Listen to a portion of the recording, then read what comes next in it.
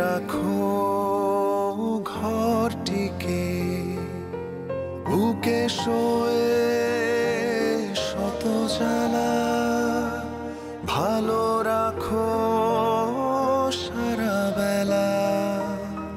বদলায় রাত, বদলায় দিন, সুখেরই রং করো অমলিন।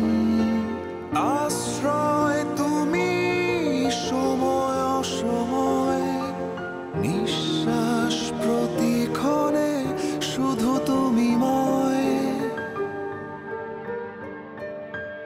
আম্মা তুমি জাদুর কাঠির মতোই, এমন কেউ। আম্মা তুমি দুঃখের ভিড়ে তুমুল সুখের ঢেউ।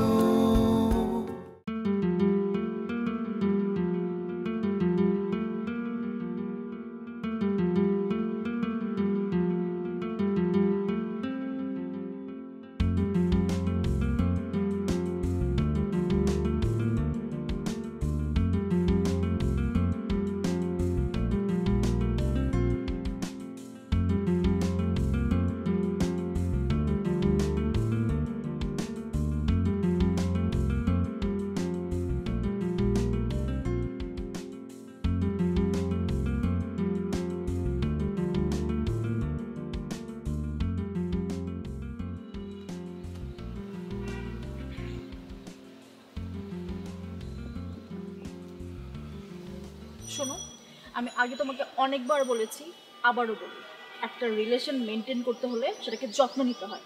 আর তুমি যদি সেটা না পারো তাহলে রিলেশন টিকবে না। এবার তুমি আমাকে বলো, গত কয়েকদিন ধরে তুমি আমাকে অ্যাভয়েড করছো কেন? আজব, আমি তোমাকে অ্যাভয়েড করব কেন জিমলি? মানে নেক্সট উইকের মধ্যে আমাকে থিসিস পেপারটা জমা দিতে হবে, সেটা নিয়ে। প্লিজ আশফাক, থিসিসের দোহাই তুমি আমাকে দেবে না। থিসিস তোমার লাইফের পার্ট, আমিও তোমার লাইফের পার্ট। একটা মানুষকে সব কিছু মেনটেন করতে হয়, আর তুমি যদি সেটা মেনটেন করতে না পারো আমাকে বলে দিতে পারো। গত 4 দিন ধরে আমি তোমার সাথে দেখা করতে চাচ্ছি, তুমি আমার সাথে দেখা করছো না। আমি তোমার সাথে দেখা করার জন্য তোমার ক্যাম্পাস জাহাঙ্গীরনগরে পর্যন্ত যেতে চাইলাম, তুমি সেটাও নিষেধ করলে। তোমাকে 100 বার ফোন দিলে তুমি একবার ফোন পিক করো। রিলেশন রাখতে না চাইলে আমাকে বলে দাও, ব্রেকআপ করে ফেলো। আর যাই হোক, জোর করে তো ভালোবাসা হয় না, আর আমি জোর করে কিছু পেতেও চাই না। দেখো, আমার আব্বা আসলে খুব অসুস্থ, তারপরও কিন্তু আমি বাসায় যাইনি। মানে থিসিস পেপারটা জমা দিয়ে আমার একটা চাকরির জন্য ছোটাছুটি করতে হবে। That is very important for me. তার মানে আমি তোমার লাইফে ইম্পর্টেন্ট না, তাই তো? আমি কিন্তু সেটা তোমাকে বলিনি। প্লিজ তুমি আমাকে একটু বোঝার চেষ্টা করো। তোমাকে আমার যথেষ্ট বোঝা হয়ে গেছে আশফাক। আর আমি আজকে এসেছি জাস্ট একটা কথা তোমাকে সামনাসামনি বলবো বলে। বলো। আমি জানি আমার কষ্ট হবে, আমার মনে এটাই বেটার হবে। তুমি আজকের পর থেকে আর আমার সাথে যোগাযোগ করার চেষ্টা করবে না। কি বলছো তুমি?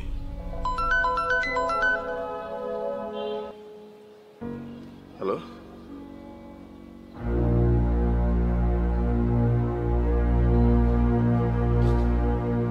কি?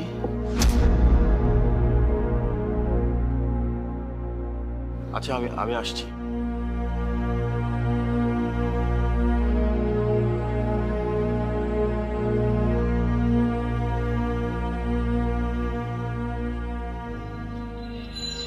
আমাকে এক্ষুনি বাসায় যেতে হবে।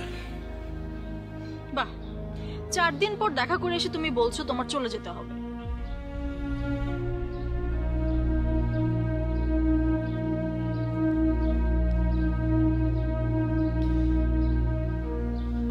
আমার বাবা মারা গেছে জিমলি। তুমি শান্ত হও, আশফাক শান্ত হও।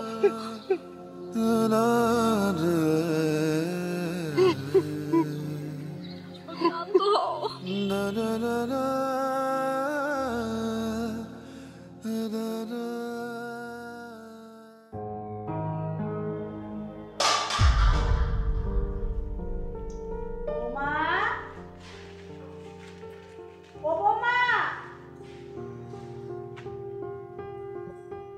জিমা আসছি।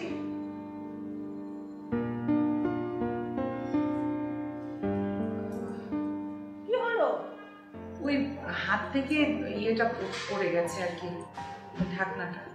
তোমাকে রান্নাঘরে যেতে নিষেধ করেছি না আমি? জি মা, সরি। ওই একটা কথাই তো শিখেছো গাল ভরা, সরি। মুরব্বীদের কোনো নিষেধ তো তুমি শুনবে না? তোমাকে রান্নাঘরে যেতে নিষেধ করেছি কি করি না? জি করেছেন। তাহলে রান্নাঘরে গিয়েছো কেন আবার? তোমার এই অবস্থায় গুরুজনদের নিষেধ নির্দেশ মানে হলো 144 ধারা 144। তুমি সেই নির্দেশ ভঙ্গ করেছো। এখন তোমার কি শাস্তি হতে পারে বলো? চুপ করে থাকবে না, বলো। আর করবো না, আমার শুয়ে বসে থাকতে ভালো লাগে না, কি করবো? ভালো না লাগলেও থাকতে হবে মা। আগে আমার নাতি পৃথিবীতে আসুক, তারপর তোমার যা মন চায় তুমি করো। এখন যাও, আর কিচেনে যেতে হবে না, ঘরে গিয়ে বিশ্রাম করো, যাও। মা ওই যে ইয়েটা তো পুড়ে যাবে, আমি ওটা বন্ধ করে মানে বন্ধ করে তারপরে পুড়ে যাবে। তারপর কিন্তু আর থাকবে না রান্না করে, যাও। জি।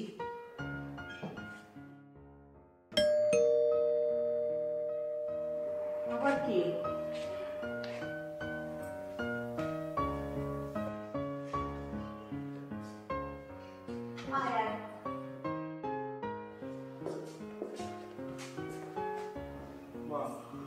কি তুই এই সময় অফিস থেকে? শরীর টরীর খারাপ করেনি তো? না মা, আমি ঠিক আছি।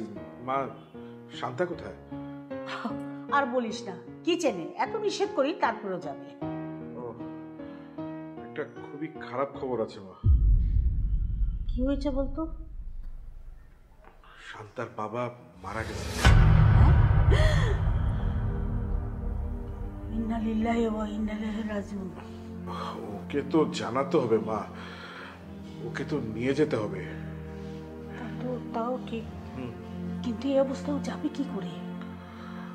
মা, বলতে হবে না ওকে? মা, বৌমাকে এখন কিছু বলার দরকার নাই। কি বলো মা? ওর বাবার মৃত্যুর খবর ওকে বলবো না? কিন্তু এই অবস্থায় ও যাবে কি করে? সেটা তো হবে মা, কিছু করার নেই। তবে সাবধানে, বাবা মারা যাওয়ার খবরটা আগেই বলিস না। ঠিক আছে, এখন যেভাবে তুমি ভালো মনে করো সেভাবে করে বলবে। কি কি ব্যাপার, তুমি তাড়াতাড়ি চলে এলে যে? ও বোমা, তোমার আব্বার শরীরটা নাকি একটু খারাপ করেছে। কি হয়েছে আব্বার? কি হয়েছে? না তেমন কিছু না, বয়স হলে যা হয়, একটু বেশি খারাপ হয়ে গেছে, অসুস্থ হয়ে পড়েছেন তো, তোমাকে নাকি দেখতে চাইছেন। যাবে নাকি একবার? কি বলেন মা, আব্বার শরীর ভালো না, আমাকে দেখতে যাচ্ছে, আমি যাব না? চলো না। অত অস্থির হওয়ার কিছু নাই মা, বোঝো না, মানুষ বয়স হয়ে গেলে একটু অসুস্থ হয়ে পড়ে, তখন মনটা দুর্বল হয়ে পড়ে, ছেলে মেয়ে আত্মীয় স্বজনকে দেখতে চায়, তাই আর কি। অত দূরের রাস্তা, তুমি এই অবস্থায় যাবে কি করে? বেশি তো দূর না মা, এই তো উত্তরাটা পার হলেই তো আমার শ্বশুর বাড়ি। 1 ঘন্টা লাগবে ম্যাক্সিমাম। হ্যাঁ চলো না। ঠিক আছে, তাহলে বৌমার সাথে তো আমি একটু যাই, বিআই সাহেবকে একটু দেখে আসি।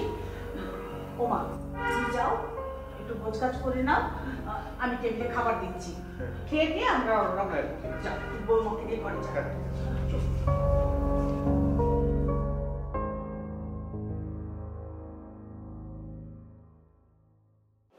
আজকেও তোমরা মারামারি করলা?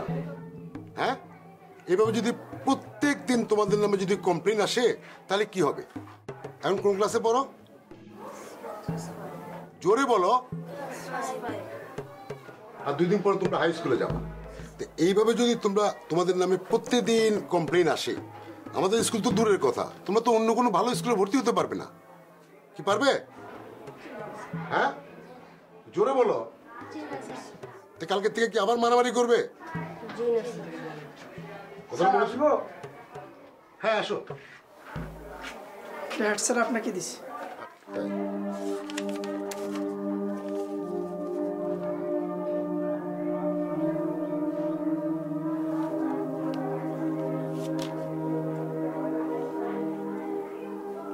আচ্ছা, ওই যে ক্লাস 8-এ অরুণ নামে একটা ছেলে আছে না, ওকে ডেকে নিয়ে আসো।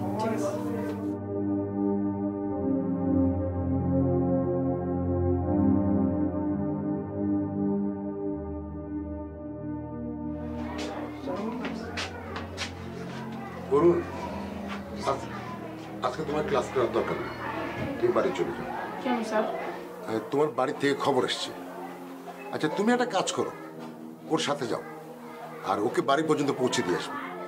আচ্ছা, দাঁড়াও দাঁড়াও দাঁড়াও, ওর একটা বন্ধু আছে, কি জানি নাম? স্যার শিপলু। শিবলু। তুমি থাকো, তুমি একটু শিবলুকে ডেকে নিয়ে আসো। ঠিক আছে।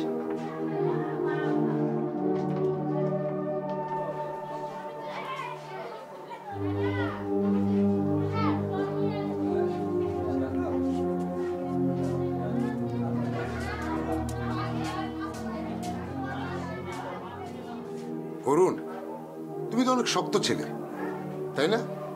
তুমি তোমার ক্লাসমেটদের সাহস দাও, শক্তি দোগাও, হ্যাঁ? তা আমার মনে হয় যে তুমি সামনেও আরো স্ট্রং থাকবে এরকম, ঠিক আছে? স্যার কি হয়েছে? এই কি যে একটু আগে তোমার বাসা থেকে খবর এসছে তোমার বাবা মারা গেছেন।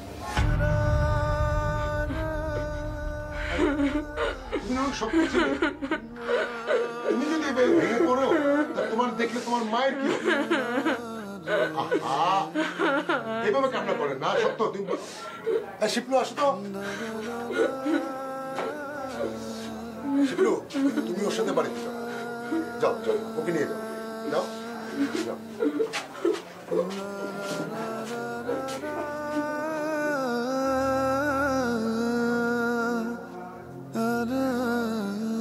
আমি যখন তোমাদের মতো স্কুলে পড়ি তখন আমার বাবা মারা যায়। হ্যাঁ, আমার মা অনেক কষ্ট করে আমাকে বড় করেছেন, তাই কোনোদিন কোনো অবস্থাতে বাবা মাকে কোনোদিন কষ্ট দেবে না, ঠিক? আর কি জানি, ও তো কালকে তো ঠিকঠাক মতো চলবে নাকি? ঠিক মতো ক্লাস হবে? আমার কাছে কোনো কমপ্লেন আসবে না? কথা দিলাম তো? হ্যাঁ, ঠিক আছে, যাও, চুপচাপ শান্তি মতো গিয়ে ক্লাসে গিয়ে ক্লাস করো।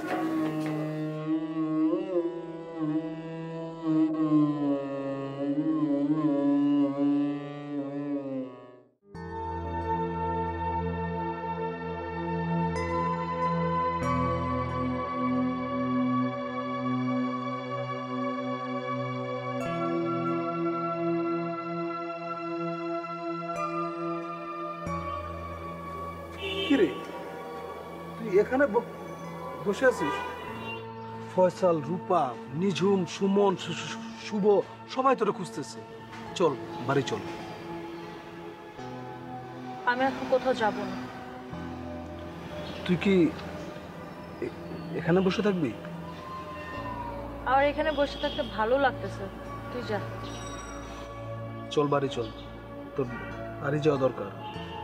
কেন? বাড়িতে সবাই কান্নাকাটি করে, আমার কান্নাকাটি করতে ভালো লাগে না। শোন, তোর কান্নাকাটি করতে হবে না, কিন্তু তোরা যদি এই মুহূর্তে খালাম্মার পাশে না থাকিস, হ্যাঁ মানে তাহলে কেমন হয় বল? খালাম্মার পাশে এখন থাকা উচিত না, উনি তখন একা। আমার আব্বা সত্যি সত্যি মারা গেছে না শান্তি?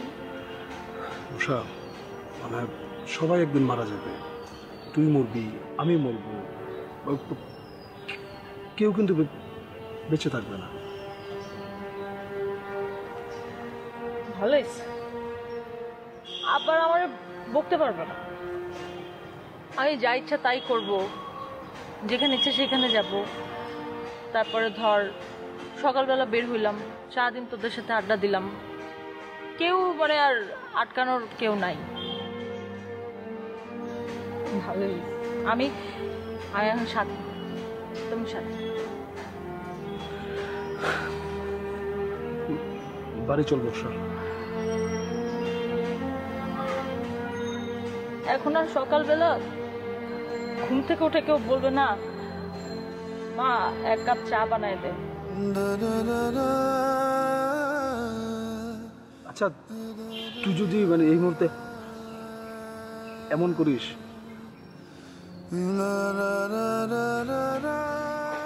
আমার আব্বারে তো তোরা সবাই ভয় পাইতি না। আমার আব্বা কিন্তু একদম মাটির মানুষ ছিল, জান, একদম মাটির মানুষ, মনটা অনেক নরম।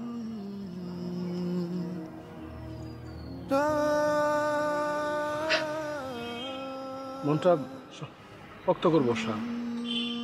আমরা খালুজনের জন্য আল্লাহর কাছে একটু দোয়া করি। দোয়া কর।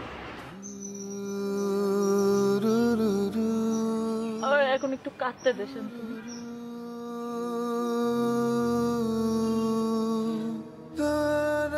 আচ্ছা, আমি সবার সামনে কাঁদতে পারবো না।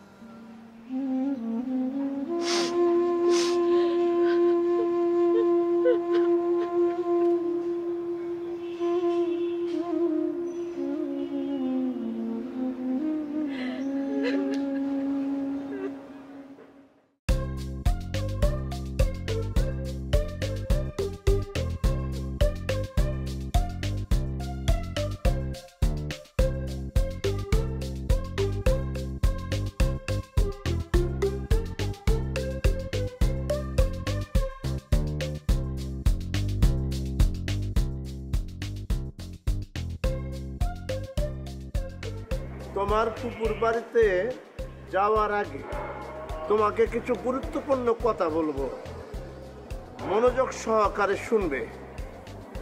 বলেন চাচা। আচ্ছা, তুমি বলো তো দেখি, আমি কেন তোমাকে ঢাকা শহরে নিয়ে এসেছি? আমি তো বলতে পারবো না। তোমাকে একটা শিক্ষিত ছেলের সাথে বিবাহ দিব। আমাদের তো টাকা আছে কিন্তু শিক্ষা নেই, ওরা তো টাকা নেই কিন্তু শিক্ষা আছে। তুমি তো পড়ালেখা করলে না, মাত্র 5 মার্কস দিলে। আমি সেজন্য চিন্তা করেছি তোমাকে শিক্ষিত ছেলের সাথে বিবাহ দিব। শোনো, শিক্ষিত লোকের কাছে কিন্তু আবার আদব লেহাজটা গুরুত্বপূর্ণ। ফুপুর বাড়িতে গিয়ে কিন্তু আদব লেহাজের সাথে তমিজের সাথে কথা বলবে। উচ্চ স্বরে কথা বলবে না, নিম্ন স্বরে কথা বলবে। ও, কথার পিঠে কথা বলবে না, মনে থাকবে। আর একটা কথা, খাওয়া একটু কম খাবে। খাওয়া কম খাবো? শিক্ষিত লোকেরা বেশি কানা পছন্দ করে না। আর ওই হেনার জামাই তো আমাকে পছন্দ করতো না, সেজন্য তার বড় ছেলের সাথে তোমার বিবাহের তেমন জোরাজুরি আমি আগে করতে পারিনি। আল্লাহর রহমতে এখন তিনি ইন্তেকাল করেছেন, এখন তার কোনো সমস্যা নেই। কিন্তু চাচা, তারা কি এটা মানবে?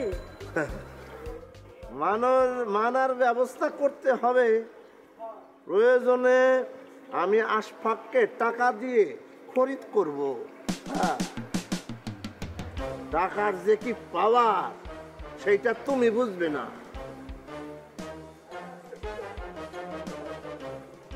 এই রিক্সা আস্তে চালাও, পরে আবার ঠ্যাং ভাঙবে তো, শক্ত করে ধরে বসো।